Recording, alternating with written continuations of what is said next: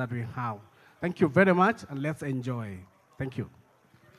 Thank you very much, Mr. James Ogoti, General Manager of Commercial at the Nation Media Group. Without any further ado, I will start this conversation of panelists and experts also who are also part of this conversation to just plug in on this big gap that we continue to see and experience in this great nation of ours that consistently grows every so often. So a quick, just to start right from the farthest, or right by my left-hand side, is to introduce to you the panelists that are seated with me here.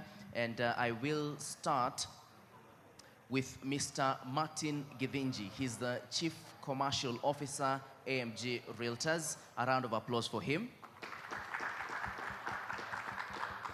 And then right next to him is the legal mind for this conversation, Salome Wanjiru, who is the managing partner, Wanjiru Mwenda and Company Advocates. A round of applause for her. And then right next to her is the other lady of the panel, who is Miss Harriet Kurias. She is the CEO of South Front Properties. A round of applause for her. And then right next to her is another individual that has plugged herself into this great conversation. Her name is Miss Eunice Masharia. She's the board chair of the East Agent Registration Board. A round of applause for her. And then right next to her is Dennis Silakwe. He's the head of sales at Mayan Resort. A round of applause for him. And finally, we have Martin Karaoke. He's the head of sales at Centum Investments. A round of applause for him. And I'll start right there, Martin Karaoke, with this conversation on environmental and climate considerations. Because right in this particular platform, and here, we did a couple of weeks ago have the Africa Climate Summit, hosted by His Excellency President William Ruto was here, just to get to understand, so as a developer in this day and age, what are we doing to have climate-friendly housing, green spaces in houses as we know this day and age? Thank you, Brian. Indeed, the conversation on having climate-friendly houses, it has come of age. And just to give you the statistics, for the developed countries, it has been proved that the building sector is giving more greenhouse emission than the transport sector. So the developers have a role to play on greening the buildings, and it's not complicated. We can do it here in Kenya, and it starts from the basics that we understand. And I'll just give an example of what is it that we as the developers are doing. Traditionally, we have always known to keep parkings in the basements. But we have never asked ourselves, when we wake up in the morning at 5, and all of us are starting our cars, what happens to the first people who are living on the first floor? A lot of noise, a lot of smoke. So there's noise pollution, there is smoke pollution. So a simple act of removing parking from the basement and putting parking a walking distance from these houses can do wonders. Just to give people a convenient community where they can live in. Talk of natural lighting, very simple concept that can be addressed at the design stage. It is true that today, most of the houses we live in, or the ones that we have rented in Nairobi and other parts of this country, during the day, you have to switch on your power so that you can be able to see every corner of that house. That should not be the case, because if we as a developer are able to give generous windows that bring in maximum natural lighting, we can be able to bring the cost of power down in that building. Even the natural ventilation, when it's well done, you don't need that AC, because ideally, it is in the process of that design, simple design aspect, that brings in the aspect of good, good living in that house. Okay. And I will put you to task, and Ms. Salome Wanjiru, just prepare because you're the legal mind on this one. I will come to you also on the big question, because you talk about lighting. You talk about I need to walk a few meters to or some other place to get to my car park. But that space, really, there is no space. Look at the concrete jungles that we continue to build and construct every day in Kilimani, in Kileleshwa. Pipeline has also come up as a big concrete jungle. So you'll speak on that, because really there's no space. And even the space that you get, it's expensive. It's too much expensive. Salome, let me get your mind, because I want to invest in these coming days. What do I need to start being an investor? Say home property, ownership, having my own house, constructing. They say engage a legal mind. Please shed some light. Thank you, Brian. If I would first touch a little on the climate, it is sad that we have had laws in this country since 1957, laws that dictate on how we should build, on how this housing fund should be conducted.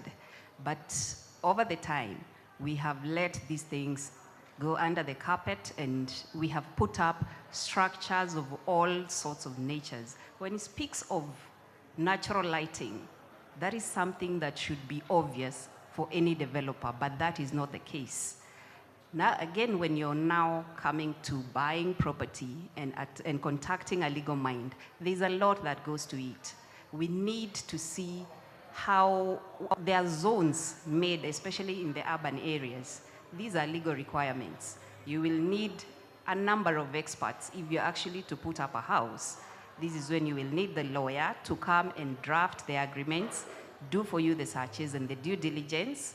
Once all these are in place, then you will go to the next person, maybe the architect or your project manager. And when you involve all the experts who are required to be at that site, then you may not go wrong. But again, with our laws not being followed strictly, that has also been swept under the carpet, and we are suffering for not following already established laws. Okay, thank you very much, Salome. And let me just also get to interact and bring to this conversation Dennis Silakwe. Remember, Dennis is the head of sales at Mayan Resort.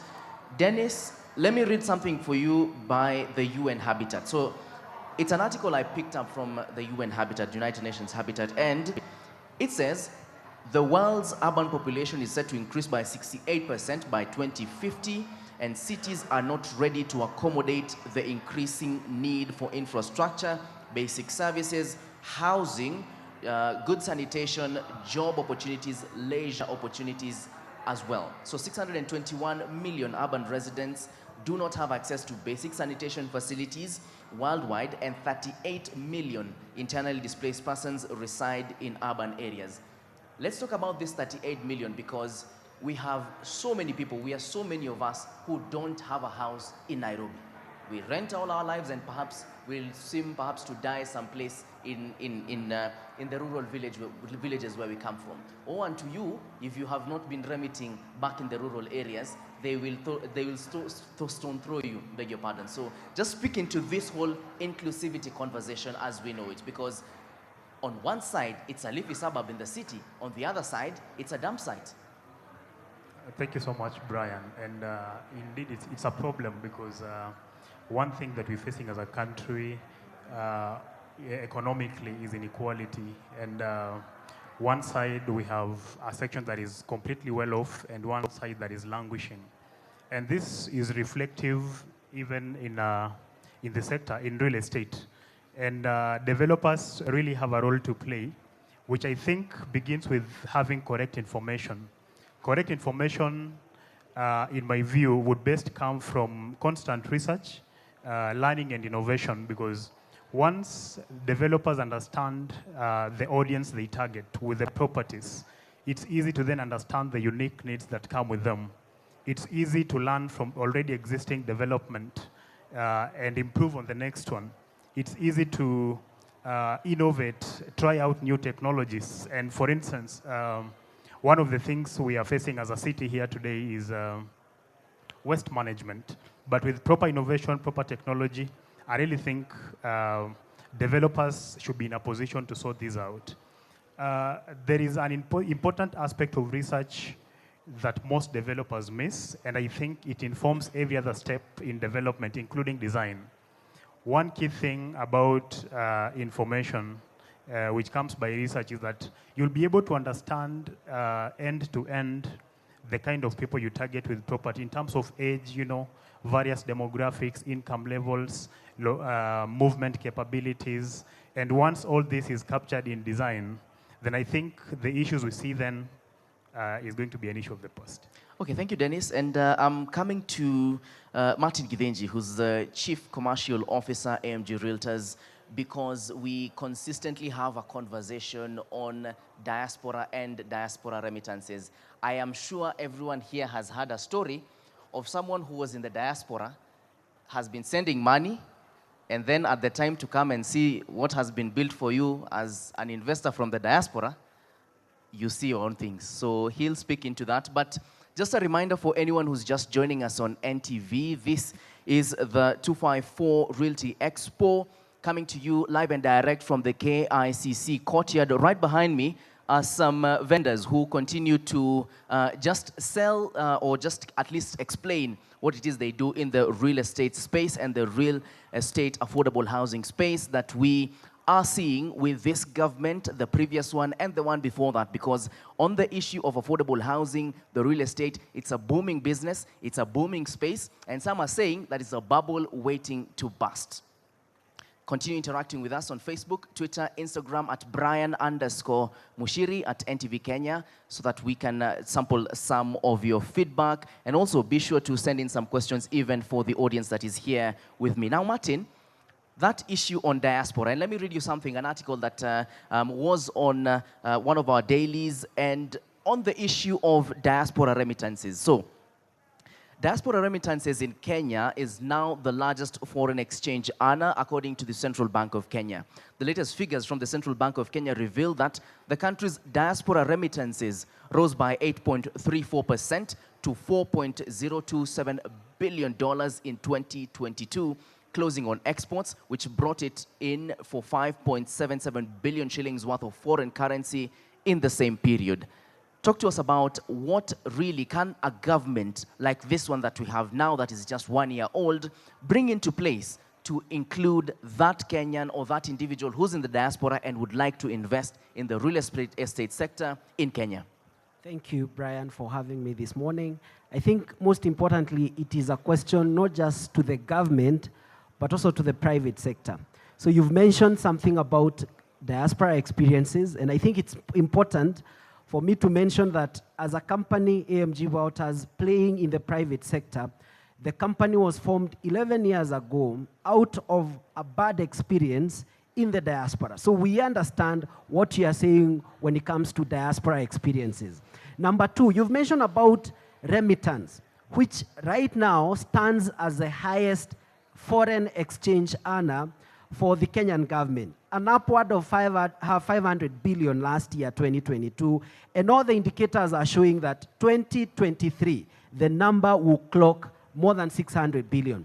When you look at the number of, or the amount of money our Kenyans living in diaspora sending here at home, vis-a-vis what the government has put in terms of housing expenditure, for example, 2023-2024, the Kenyan government has put 35 billion Kenya shillings. When you compare the amount being sent by Kenyans in the diaspora, which is, you have put it as 500 billion last year, half of that amount, which is 250 billion, is going directly towards housing, which means that the amount of money our Kenyans in diaspora are sending here in Kenya is more than tenfold, 9 times, 10 times what the government has put as a housing expenditure. So what we are saying is, if we take care of these people in the diaspora the right way, and they increase the amount they are spending in terms of remittance, then we'll be able to achieve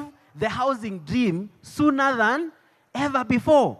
And this is why we are saying, why can't we improve digitization of land records so that instead of the current average of registration of a property in Kenya is 45 days, which means that there is a delay in terms of registering the property. So if we improve digitization of land records, so that if someone seated in Seattle today, or Boston today, or London today, can be able, in a click of a button, search a property in Utawala, that will expedite the process of registering properties, which will mean that the remittance will grow, which means that as well, we are going to achieve the housing dream sooner than we can imagine. Brian.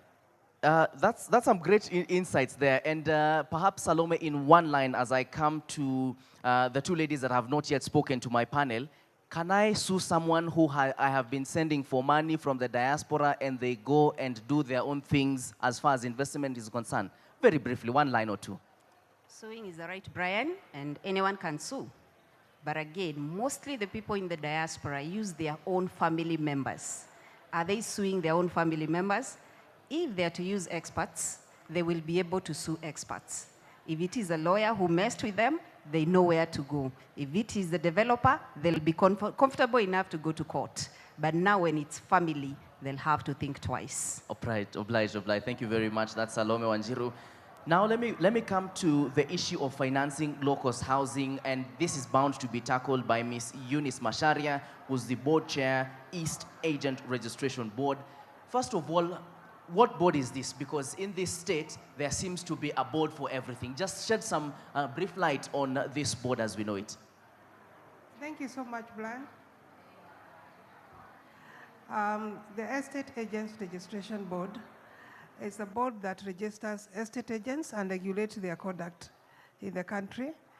And it's not a new board. This board was formed in 1987. It should be about over 30 years old as a board. And our mandate is to register and to regulate estate agents. And I would remind our viewers that if you are dealing with unregistered estate agents, then you're doing the wrong thing. Just make sure that the person that you engage is a registered estate agent with the board. And it's the only board and the only body that registers and regulates the practice of estate agents. Moving on to the issue of funding of low-cost housing. There are various models that have been used in the past. There's the conventional models that we have always used, and some of the developers here have been using it, which is pure equity. The developer comes with their own money, they put their money in the project, and then they sell. We also have a hybrid where the developer will come with their own money and then also borrow some money from the banks. We have the off-plan, and some of the developers here also are using that, where you put in some of the money, but also raise money through the purchasers or the persons who are interested in your development to raise part of the development costs. We have the non-conventional methods that have come up. We have the PPP, the public-private partnerships, and this is where the government has come in very strongly on the issue of affordable housing. By raising,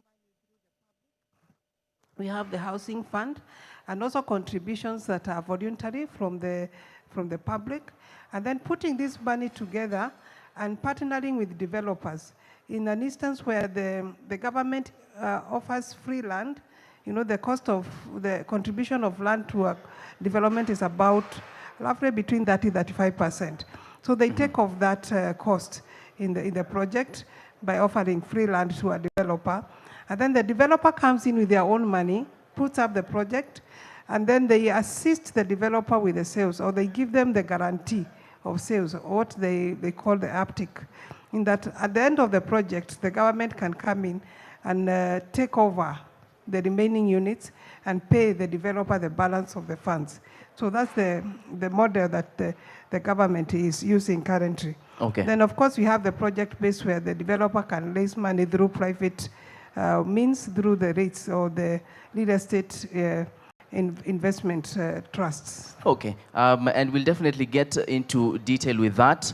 I just want to bring on board Ms. Harriet Kuria, who's the CEO of Southfront Properties, because now more than ever, we have seen the emergence of single parenthood and single parent families in this day and age, more than ever in the history of this country. And that definitely is a discussion that is open for everyone to be part of, but I choose to not engage with that and bring that as far as realty is concerned and property ownership is concerned.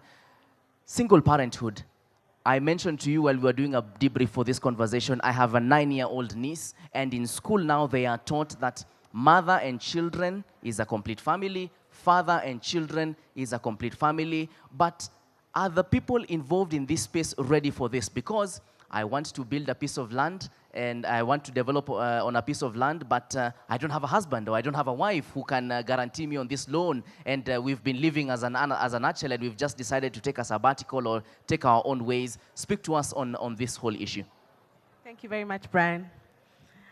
I'm so glad, first of all, that schools are talking about this issue. Because this is our new reality. That family does not involve father, mother, and children. It can be, as we said, father and children, mother and children. Now, we have come a long way. But as time goes by, we also need to accept the fact that today we still have estates that people cannot live if you're not father and mother and children in reality. In that there are places you go as a single mother or a single father, you're actually banned from living in that estate. Why? Because our country, our backbone of our society is built on the fact that singlehood is associated to some form of negative. Let's call it negative. And as we grow by, as we go by, we need to actually make sure that we have set up structures and systems that encourage people to be able to actually earn a property. For instance, there is no way you can tell me because there's a single father who, by instance, let's listen, you can actually become a single parent for different reasons. Not only the fact that you've gone different ways, you can also lose a spouse, right? It does not mean that you are disqualified in the society from earning or living in a certain level because, well, you're not a reflection of what people per se think family is. So, such places that I know of, and we all know of, such institutions that encourage that kind of stigmatization, are there ways, and I can actually ask you, Madam Legal. Salome. Salome, I would like to understand, are there ways, are there structures that I think we can take up to make sure such, let me even call it manners or behaviors are not taken forward? Because 20 years from now, we're probably going to be having people who will not be thinking about living together. The family dynamic and the family thread is changing. 30 years ago, the idea of a father living with 2 girls as a single father was out of this world. Now, we see fathers taking up the responsibility of being the major or the constant or present parent. Now, are there structures that have actually enabled such things to happen? Yes. Are we absorbing them? No. So, I think it's a conversation that can happen over and over again. We need to continue having this conversation because it's the one that shapes the children we're bringing up, how we look at it. And yeah, that's what I think. I mean, it's a conversation we need to have. I'm very passionate about this conversation, as you can see. But I think it's a conversation we need to constantly have and constantly talk about. And before I have Salome, allow me to just go back to Martin on my far right, on the far right of the audience, because we spoke a lot about the use of natural spaces, and you mentioned, and I told you I'll keep you to account to that. For instance, where I live, you are lucky to get a parking spot. You are lucky to even get home on time to get a parking spot. So now, really, to have a space where we walk a couple of meters to get our cars, or even where our children can even play at the bare minimum. Just speaking to this. Thank you, Brian. It is true. It's a reality that you are facing, that some of the things you've spoken into, we cannot be able to get what you are speaking about here today. But the good news is we are lucky as a country because we have seen the government, the previous and the current government, putting a lot of emphasis on infrastructure. And what this is doing is that it is giving us options that if I need to live within Nairobi Metropolitan and work in the Nairobi city, I can be able to commute in the morning and in the evening. So it's about a choice because the lure of institutional developers in the affordable housing category, it is taking us to outskirts of Nairobi where we have enough space and able to provide this parking that is needed, able to provide these children play spaces, because it will be impractical to go to, for example, Pipeline, to try and tell people, now remove parking from the basement and put it a few meters from the house. But today, if I go to Banana, for example, I'm able to put a development that I can comfortably give people parking away from their houses, and they can be able to afford it. It's cheaper because the cost of land is not as high as it is in Pipeline. So it's an emerging trend, and we are lucky that the government is able to bring us the infrastructure we need to move around so that we are not limited to staying within the CBD or within the environs of the CBD. For example, today, if someone is staying in, for example, in Makuyu, you're able to commute to Nairobi and go back. So if I'm an institutional investor or a developer putting up houses, I can be able to achieve that because we are looking at the future. How do we change the trend that has been there in the past? Okay, and just also to the other developers on the panel, to get to understand, and perhaps I could start with you, Dennis, and also have Martin on this other end just speak into it very briefly on the issue of rent to own, because it's a matter that has been spoken about, and then the argument, or a layman's argument is, if I am renting to own, then what I pay every month in 2 or 3 or 5 or even 10 years, I should be able to live in that. Speak to us on that particular matter, Martin, and then also Dennis, very briefly. My feedback about that is more on the mortgages. I understand your question in the context of rent to own, but I tend to make my argument in the context of the mortgage rates, the current mortgage rates in the country. When you look at the number of mortgages we had in 2022, they were partly 26,000. If you compare that with countries in the sub-Saharan sector, we are way below.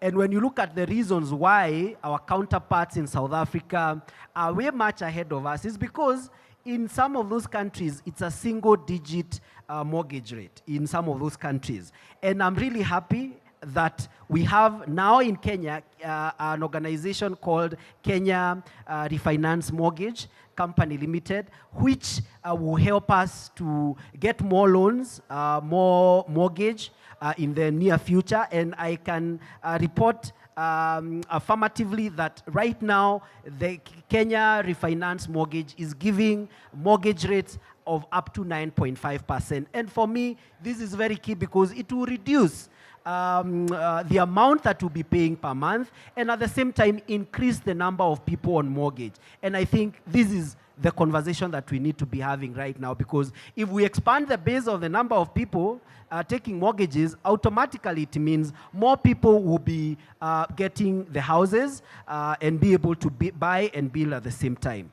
Brian. Thank you very much, Martin. Dennis, coming to you on the whole issue of renting to own, but just again, in case you're joining us on NTV, this is the 254 Realty and Homes Expo of 2023, where we're providing solutions in this vast space. And this year's theme is Closing the Gap, Reimagining Affordable Housing, that we have been offered by governments year on end. Right behind me is the expo itself that extends to the very end of the Kenyatta International Convention Center courtyard. This particular place also is where the president was part of that great Nairobi declaration in the Africa Climate Summit, where real estate was actually part of the conversation as we know it. Now, Dennis, just speak to us on the issue of renting to own? Because it's a matter that has been really absurd and not many understand it. Very briefly. Thank you, Brian. I think rent to own is the way to go as an alternative to mortgages, which, like you mentioned, I think mortgage uptake as a ratio of our population is just around the region of 1%, very low compared to other countries within Africa. And we know reasons for that. Among them is very high interest rates. And I think for a common Kenyan out there, if they are to pay the same rent they are paying with a view of owning the houses, it definitely makes sense. But I still think in isolation, rent to own may not really work for the economy, because you still need to raise 10% of the house value to be able to secure such a deal. I really think as we explore, among other means, rent to own, we really should look at alternatives, way of financing. And she mentioned a good example, real estate investment trust. I think it's also high time we leverage on our capital markets to get massive, more affordable way of financing our real estate.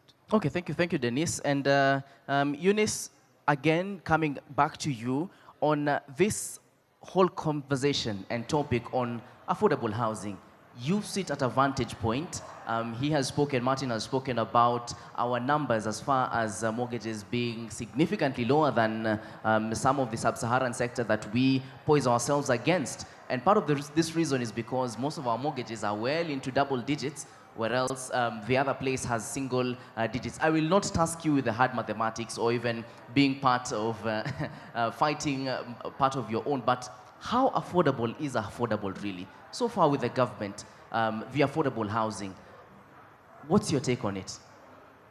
I'd say that what has been envisioned in affordable housing and the tenant purchase scheme is a way of trying to assist the majority of Kenyans in the lower bracket to be able to afford a unit. The government has put in place the ways and a program, the affordable housing program. And the affordable housing program is really a program, not a project. And government is also playing a part of that. Part of it is standardization of the units that are coming up. You have a 1 bedroom at about 30 square meters, 2 bedrooms at about 40 square meters, and 3 bedrooms at about 60 square meters. So the government is endeared to lower the cost of, first of all, the cost of construction. Currently, it stands at about 47,500 per square meters, and the government is working to reducing that to about below 30,000 per square meter, so that we are able to offer these units in the market at affordable cost.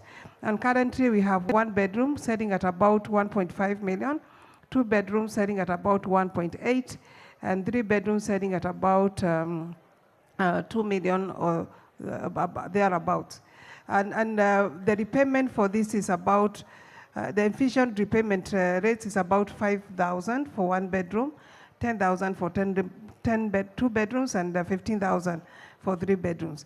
Really, we are looking at what is the current tenant paying for such a house and trying to leverage on that to put it more or less at the same price so that they're able to afford to pay, and giving them a long-term plan of about 20 years to be able to run this project and to be able to repay for the units. Thank you very much, Eunice. Harriet, just to pick your mind on, should there be consideration for the affirmative action to empower single men and women as well as widows and widowers to own houses affordably? Thank you, Brian. Yes, yes, yes. Housing, well, housing is about everybody. It should not be something that should be separated. I don't know how to put it. Like owning a piece of land, owning a house in Kenya today should not be something that be a pre-qualifier. Everybody should be able to live how they want to live. Now, your status, or whether you are married, whether you're a widower, should not really be the topic of the table. The issue should be how well are we able to have infrastructure that support those kind of things? In such a, it's sad to actually imagine that there's a place in this country today that a single father cannot buy a house. A house and a father or a human being should not be based on status. So many other things should, this conversation again, people should talk about it. Let's shake those doors of old system thinking. People should open up their minds and have real conversations, because that's the reality we are living in today. Thank you. Okay, and just bragging to the conversation, Salome, the legal mind for this conversation. So this is an issue that we continue to see day in, day out. We started investing together, and then we started as friends, and then somewhere down the line, tukakosana. We started a relationship with someone, got married, and we decided to invest. Somewhere along the line, tukakosana. What should be the start to the end of this whole legal process as far as pushing away or taking away my piece of land to this particular project that we invested together? Thank you, Brian. In the current Matrimonial Act, we are now allowed to sign prenuptial agreements. This is an agreement where I have come into this marriage, I own this property, I own this car, I have this, I have that. That is mine. And for the man, he says the same. And in this agreement, we agree that if at all this marriage will break, I'll take what is mine. Again, whatever you two acquire during the marriage, now that becomes a property for both of you. So at the time of parting ways, whatever is under the prenup, that you retain. Whatever is within the marriage, you can simply agree. We have built house A, we have bought this plot. You have the children, keep the house. I'll take the car, I'll take the other vacant plot, I will go my way. And whatever you had before the marriage, that you can keep. So that cures a lot when it comes to separating. Just carry on, because as we were having our brief earlier on, I brought to you a case where an individual says, I bought the piece of land, but my wife developed the land. Brian, unfortunately now that has been developed during the marriage, so it becomes matrimonial property. The fact that you bought the land, what courts are doing these days, you can even say, this is the much this person has contributed, and this is the much the other one has contributed. So the property is worth 4 million, you have contributed 10%, 30%, you take 10%. Sell the property and share the proceeds. Take 10, take 30. Everybody takes their share. Indeed, thank you very much, Salome. Martin Karaoke, who's the head of sales at Centum Real Estate, I'm coming to you because we have now seen the emergence of concrete jungles in Nairobi's leafy suburbs, as you've called them. Go to Kilimani, Kileleshwa, Lavington. It's a concrete jungle down there. We've actually done a couple of stories as NTV and even as the Daily Nation on really what used to be some great lavish estates now turning into some sort of a concrete jungle that one side of your house might not end up having natural light. Just speak to the next other developments, because now we have other estates and other places coming into the picture that will look to have high rises in different spaces of those estates. Thank you, Brian.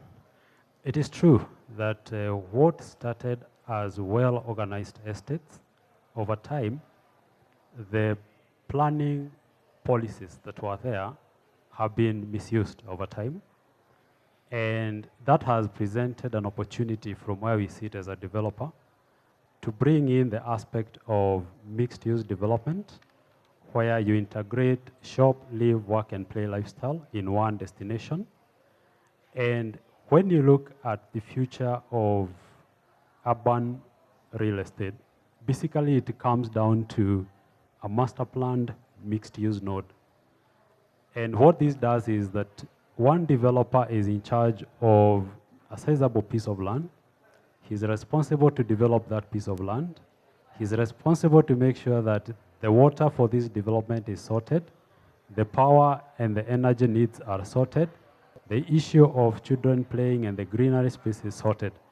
And when you look at the mature economies like Singapore, majority of the urban nodes that are there are privately managed, meaning that people start embracing the use of mixed-use development. And the only challenge we have with that is you can't do mixed-use developments in the realm of the current CBD because of the space. You need space. And that's where now developments start emerging within the metropolitan area. And the role of government in the infrastructure, as I mentioned before, plays a key role. I'll give a case in point today of Centum Real Estate where we sit. It's a big opportunity that we've taken with Two Rivers, being 106 acres. We are developing a city within the city of Nairobi where we are in control. So that if you're buying a house today, I as a developer, I can assure you what is happening to your neighbor there. If you go to Coast, we have identified a 10,000 acre coastal city in Kilifi that we are developing. We want that to be the future of the coastal city. Again, we as a developer, we have the control of what will happen if you buy this house today. That is the only way that we see as a way to manage the issue of planning policies moving forward. Let me just bounce that off you again. So you have Two Rivers, or you have Kilifi, say, as you say. Now, the conversation is, I would like to shift the conversation to, I came to, say, Ruaka before Two Rivers started to be constructed. I have my bungalow. And then, you guys come along and construct your skyscrapers around me. Ni haki kweli? There's truth to what Brian you're saying. I would like to mention that the government or the county government has the mandate to keep on reviewing the policies. Allow me to use the example of the area around Safari Park. Initially, it was a low-rise. You could only do a bungalow in the 80s. Because of the emergency of the school, the university, the county government has revised the zoning planning for that area to allow for high-rises to accommodate the students and to accommodate the working class. So in the event that you had acquired or built a bungalow in that place, in the interest of the biggerness of the economy, such policies might affect you. It is true. Today, if you look at Two Rivers, the transformation on the economy, it actually justifies why someone who had a bungalow next door can actually sell or join the developer because the economic transformation of the development there, it outdoes the issue of one person owning a bungalow. So there's that review, and when there's such a review, the challenge now to the government is to make sure that even as we review these policies, are the infrastructure matching?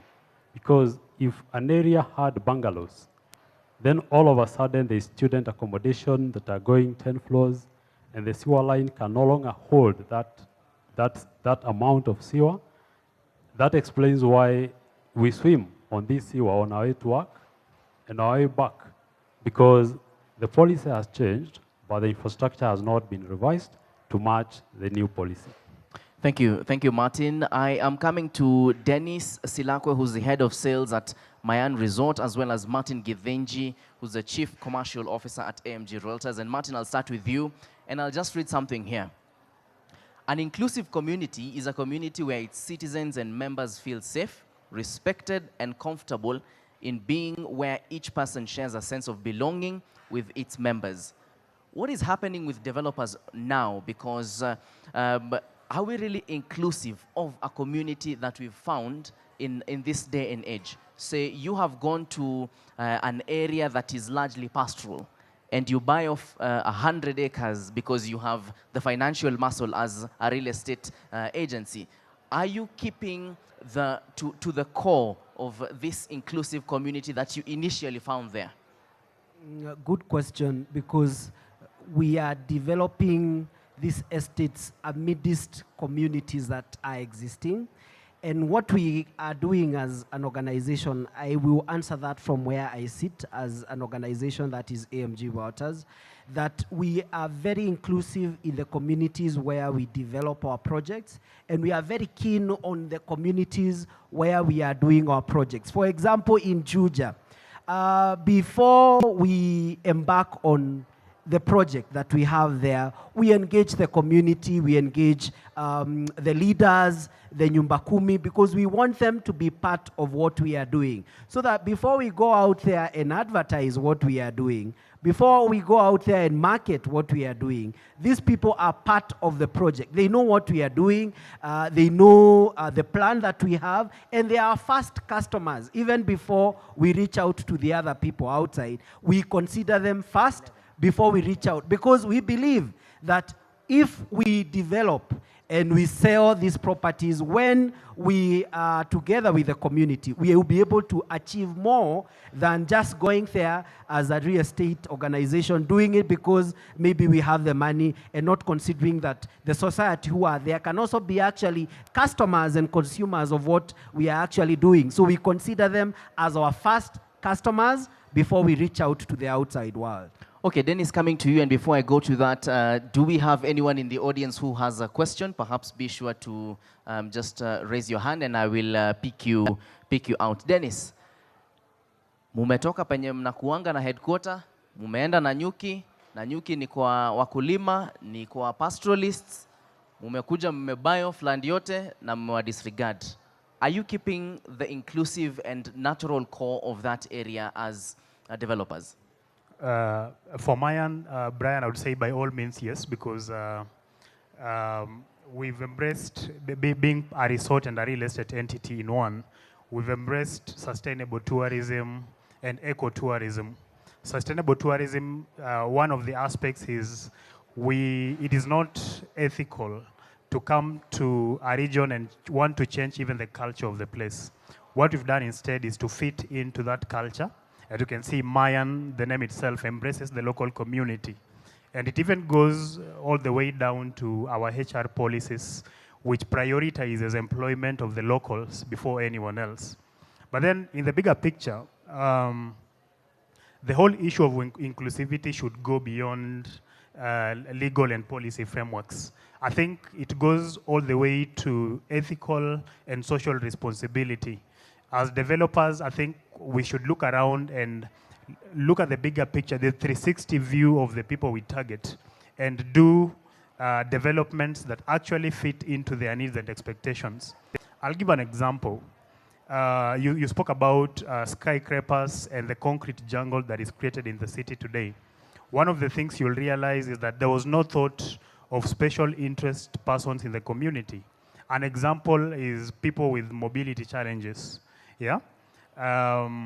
You'd look at environmental sustainability. It's an issue today where you go to places where there is not even designated parking for special interest people. And I think, like I said, it's more of an ethical and a social responsibility issue than a legal framework issue. Okay, and just finally, as we are coming to the end of this panel almost, Eunice, you sit with what I would say players who are in touch with government, if you're not yourself. As it goes on, what is this that you are seeing that perhaps might be improved in the coming days or might be important to take note of as we go on with this affordable housing agenda? Thank you, Brian. I think, like you like to say, the board is under the State Department of Housing. So we liaise very closely with the Principal Secretary for Housing and also with the Cabinet Secretary in charge of lands and housing. And even just going back to your earlier question on who our membership is, apart from real estate agents, we also have property managers, we have facilities managers, and we have other consultants in real estate, like persons who prepare feasibility studies.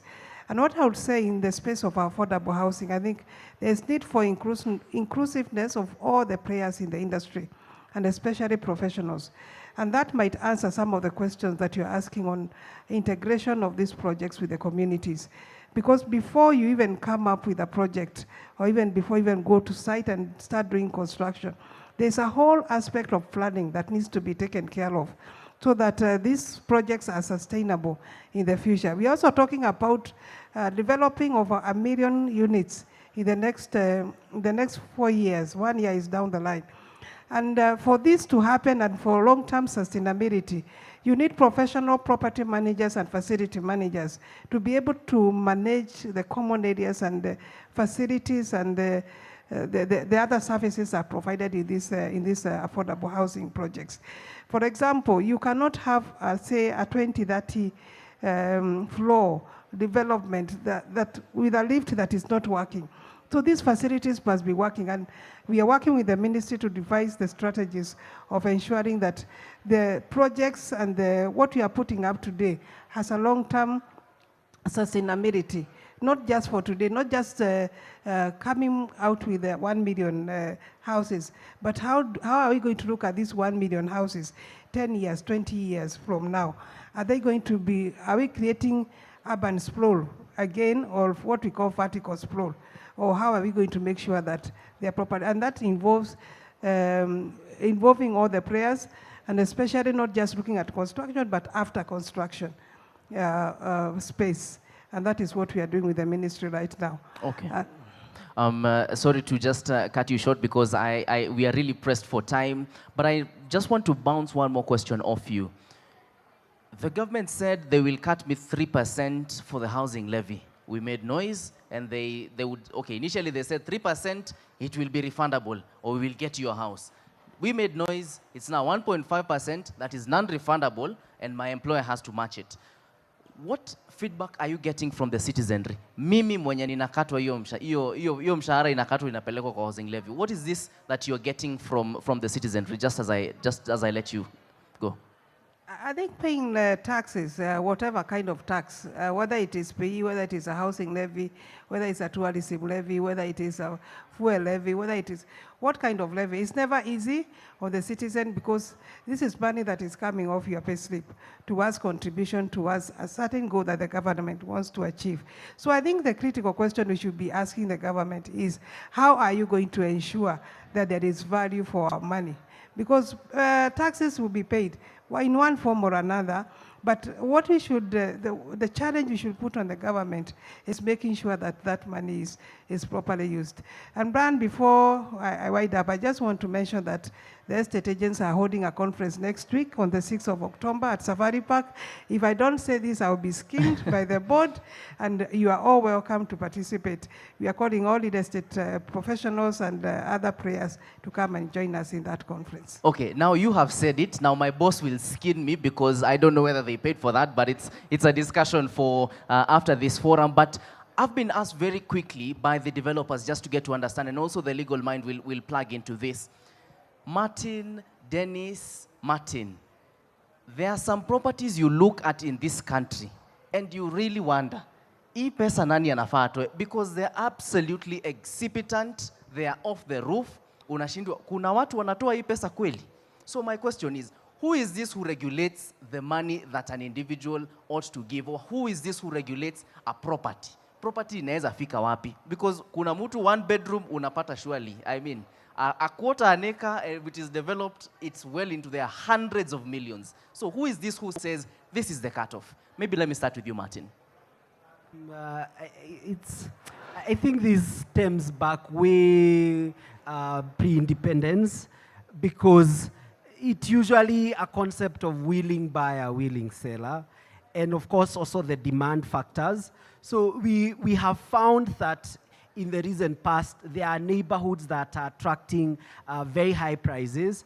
And I think this is all about, as I've mentioned, willing buyer, willing seller. And of course, the demand as well. So in any market, in any neighborhood, even when you go to, recently we were in the UK to promote what we are doing here. And when you go there, still you'll find neighborhoods where we have premium properties next to golf courses. So I believe this is an issue of demand, number one, and number two, willing buyer and willing seller at the end of the day. Okay, Dennis and Martin, very quickly in 2 lines, who is this who decides hapa sasa hii nayo tumetozana pesa mingi sana? And the audience, just I could pick a question or two from the audience as we wind up this conversation. Brian, I think that's a good point, and my input is that the market has a way of regulating itself. We sometimes find over-the-roof prices because developers did not have prior information on what the market wants. And that is what leads to the market corrections we see, what other people would refer to as market bubbles. It's actually the market correcting because the prices as were perceived initially are not the intrinsic value that should be taken up by the prospective buyers. And so over time, the market will adjust. There will be slow uptake in case the properties were for sale. Later on, either the properties will go down or someone else will come and match it, or the developer will convert it for rental. But the market has a way of regulating itself. Martin? We operate in a free economy, so we let people and the market forces of demand and supply set the prices. But I'll tell you this from a developer perspective, that the most expensive properties are not always the most profitable, because maybe you only sell one in 6 months. Yeah. But really where the conversation interests the developers is affordable housing to meet market. But in actual sense that since we operate in a free economy, we can't control the how much someone should pay for it. Okay. Salome, on the lower cadre of this conversation, Mutu amekataa na deposit yangu. Can I take them to court? Yes, Brian, but again, you'll have to first refer to your tenancy agreement before you go to court. If I would go to the affordable housing, we have the Housing Act, which is very old in this country. It came before independence in 1957, fully borrowed from the British. And they had started developing for us. We have those estates like Mudurwa, Shauri Moyo. Those estates, together with Umoja, those kind of houses were done a very long time ago. There were those that were referred to as the social housing. Those were for the lowest cadre who were to be taken care of. Actually, people earning around, in the current act, it states people earning between 0 and 14,999,000. That is a person earning 15,000 can actually be able to be accommodated in that house. There is also now the low cost, which is for people earning up to 50,000. And then there is the mortgage gap for people earning at up to 100,000. The others are presumed to be able to afford mortgages. Mm-hmm. And with this kind of housing, there was provision for these houses, like in the social cadre, that is a house that could only be maybe one roomed with a toilet and a bathroom outside. Mm-hmm. That was captured in the Constitution of Kenya in 2010, where the Constitution provides that we should have decent housing with reasonable sanitary provisions. Yeah. When the state does the development, Brian, you realize that they will put up houses, but by the time they're putting up houses, they've done the sewer lines, they've done the electricity, they've connected the infrastructure properly, proper roads are there before they even start building. But now what has turned out in this country is that when they stopped building, then developers came in, individuals came in, mm-hmm. and we have a mix of everything everywhere. In that Umoja, you will see flats that are raising so high, okay. while the main house is still at the ground. Okay. So that is where the problem came in, but we have the laws in place. Okay. Just to get to understand, do I have anyone in the audience who has a quick question? Okay. Okay, perhaps just my director, you will just get your mic. Jackson, very quick. Your name and your quick question to whoever you want to shoot it to. Hi, good morning. My name is Flea Mtana. I don't have a target, rather. My question is, how would affordable housing be as a plan for a common mwananchi? Okay. Eunice perhaps might be in a vantage point. Sorry, the rent to own. Or rent to own. Yeah, the rent to Okay, own. so with rent to own, perhaps I could just pick Dennis or even Martin. Martin just mentioned very quickly on the rent to own for mwananchi wa kawaida. Very quickly, because I have less than a minute to go. So from where I see it, the rent to own basically means the rent you are paying. If you've rented the house from the landlord, you're paying more or less the same amount, but now you're paying for a house that you'll end up owning. It plays the same way, because if we came to Nairobi, say 10 years ago, and we've been paying rent, the only difference is that next month, if we don't pay that rent, we'll be evicted. But what if that house we started paying rent 10 years ago, that rent is being considered as part of your purchase price towards home ownership?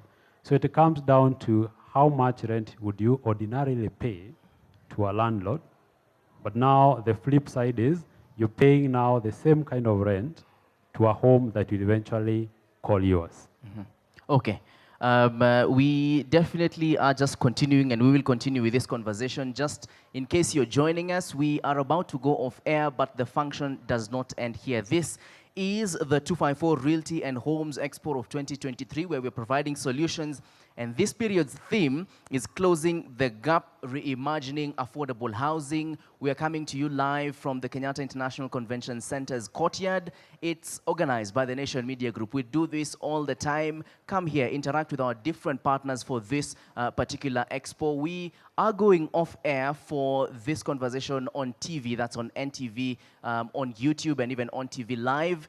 But the conversation does not stop. So if you have any questions or comments, please be sure to shoot to my panels. Just to run my panel very quickly, I've had Martin Karaoke, who's the head of sales at Centum in real estate. I have had Dennis Silakwe, who's the head of sales at Mayan Resort.